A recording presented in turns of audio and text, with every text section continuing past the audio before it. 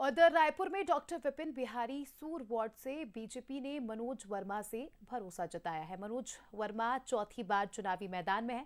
पहली बार निर्दलीय चुनाव लड़े और भारी मतों से जीत भी दर्ज की और इस बार फिर से चुनावी मैदान में है। मनोज वर्मा का कहना है कि हर बार वार्ड की जनता ने मुझे आशीर्वाद दिया है और इसके लिए मैं जनता का ऋणी हूं। उन्होंने कहा कि ये मेरा आखिरी चुनाव है। बीजेपी पार्षद प्रत्याशी मनोज वर्मा से खास बातचीत की स्टेट एडिटर आदित्य नामदेव ने।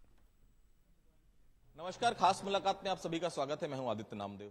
आज हम आपको लेकर आए हैं एक ऐसे शख्स के पास। एक फिल्म का डायलॉग आपने सुना होगा मुन्ना भाई एमबीबीएस का कि भाई ने बोला तो करने का तो करने का।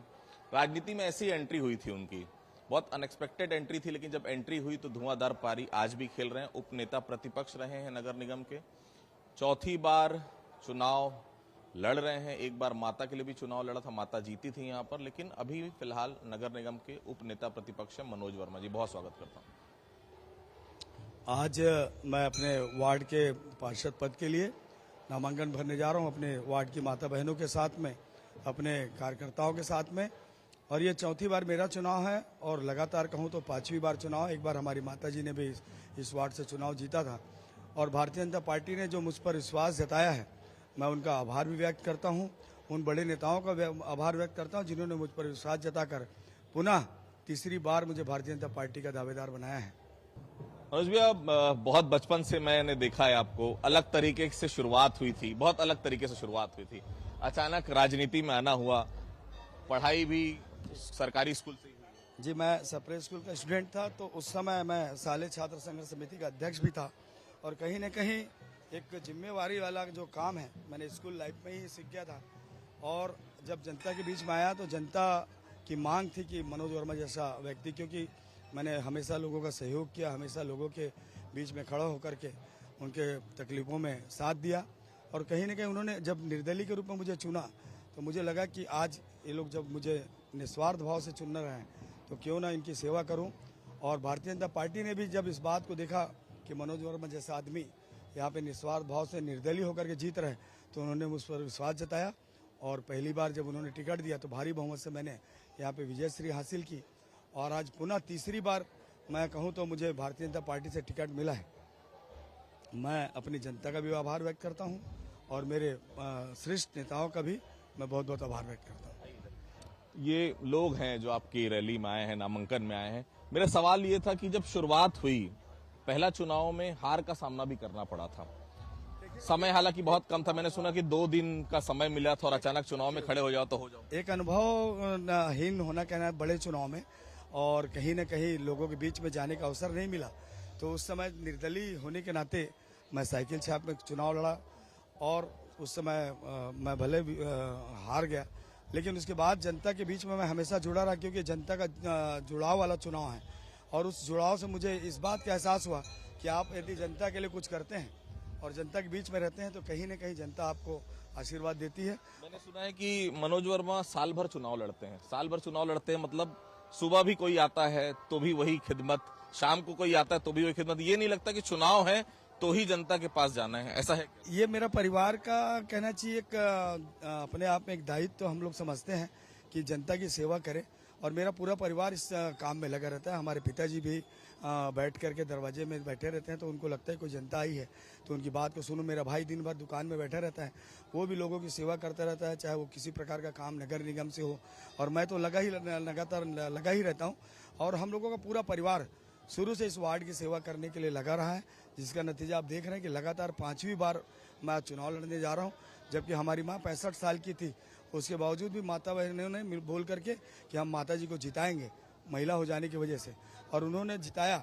और मैं तो ऋणी रहूंगा जीवन भर कि उन्होंने इतना सम्मान जो मुझे आज इस वार्ड में जिता करके दिया। शहर में जो नाम है कहीं न कहीं मेरी प्यारी जनता का, इन मेरे प्यारे माता बहनों का है, जिनकी वजह से आज मेरा नाम इस शहर में हो रहा है। लोग एक बार जीतते हैं पार्षद का चुनाव, 2 बार जीतते हैं, एक बार माता जी के लिए, चौथी बार आप खुद खड़े हैं यहाँ पर।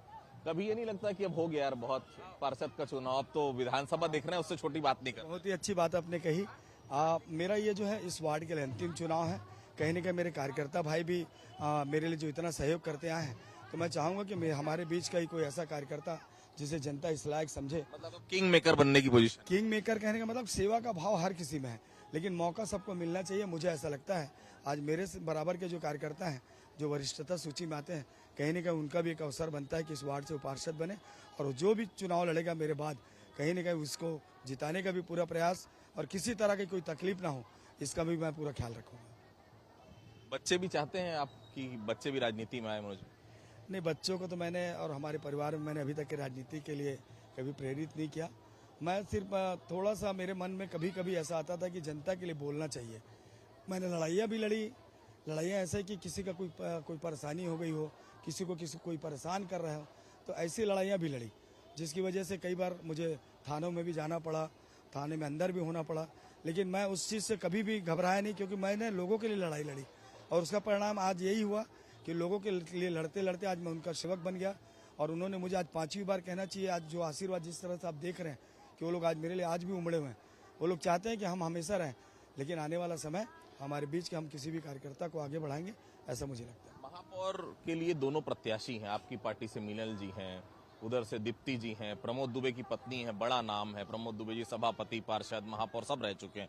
महापौर की फाइट किस तरह से आप देखते हैं? देखिए, महापौर जी का फाइट ऐसा है कि जो शहर की जनता को अच्छी व्यवस्था दे सके, शहर की जनता की बात सुने और लड़ाइयाँ लड़े। हमने लड़ाइयाँ लड़ी, 5 साल हम विपक्ष में रहे, और जो विपक्ष में रहते हुए हमने जनता को जो विश्वास जीता है, जो हमने सरकार को आईना दिखाया है, आज उसका परिणाम यह हुआ कि आज हम चारों विधानसभा भारतीय जनता पार्टी की झोली में आई, सरकार हमारी झोली में आई।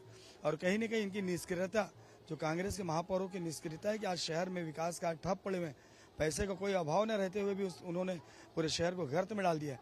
तो कहीं न कहीं जनता का एक विश्वास है जो भारतीय जनता पार्टी के लिए है, और आने वाले समय में हमारी महापौर मीनल चौबे जी जो भाजपा से महापौर की दावेदार है, तो मैं तो चाहूँगा कि वो भारी बहुमत से विजयी प्राप्त हो, ताकि हम इस शहर को एक अच्छी व्यवस्था दें और पूरे शहर को सुधारने में मदद करें। प्रतिपक्ष रहे हैं अब आप, अभी तो मैडम अगर बन जाएंगी महापौर, तो क्या इस बार भी उपनेता प्रतिपक्ष के लिए फाइट?